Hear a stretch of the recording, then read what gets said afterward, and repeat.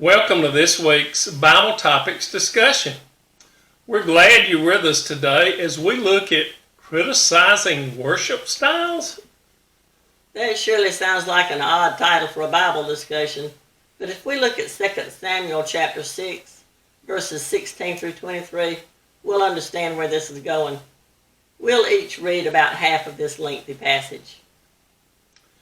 Then it happened that as the ark of the Lord came into the city of David, that Michal, the daughter of Saul, looked out of the window and saw King David leaping and dancing before the Lord. And she despised him in her heart. So they brought the ark of the Lord and set it in its place inside the tent with David, which David had pitched for it. And David offered burnt offerings and peace offerings before the Lord. When David had finished offering the burnt offering and the peace offering, he blessed the people in the name of the Lord of hosts.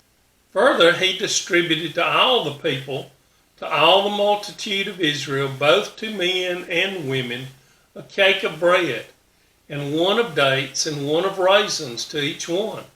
Then all the people departed, each to his house.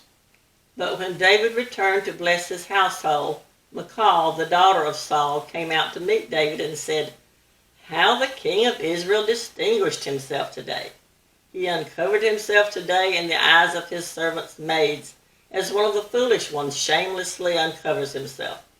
So David said to Michal, "It was before the Lord who chose me above your father and above all his house, to appoint me ruler over the people of the Lord, over Israel.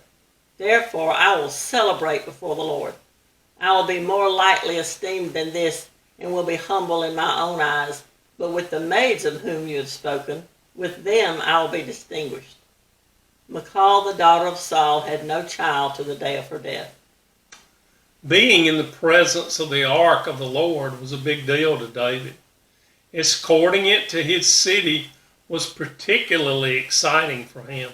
I'm not sure exactly why, but a few sentences before this passage, it says that he had freed himself from some of his clothing and was wearing a linen ephod, a sleeveless garment worn by Jewish priests. Apparently, this was akin to being partially stripped back then.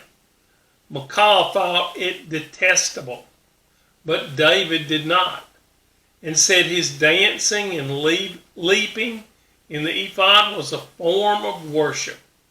David was pretty close to God, so you have to figure he knew what he was talking about.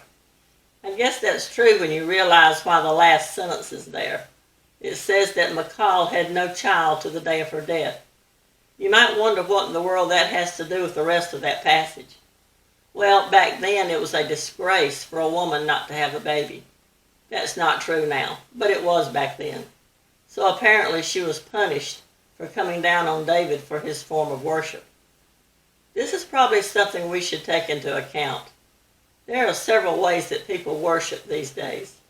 Some sit or stand and bow in silence and reverent respect. Some sway to the music at church. Some dance joyfully. It's just not up to us to decide whether or not someone is worshiping as they should. That's between them and God. Truthfully, if you're like me, it's all I can do to keep myself in line. I shouldn't really be concerned with whether someone else is being obedient to God in worship. I don't have any idea where someone else is with Him, just like they don't know where I am with Him. The way we live our lives should be a good enough expression of whether or not we're heathens. Right. Well, that's it for this week. Please like, comment, and share. And let us know if you have any questions. We'll be happy to try and answer them. We look forward to our next meeting with you. Have a great week. See you next week. Be blessed.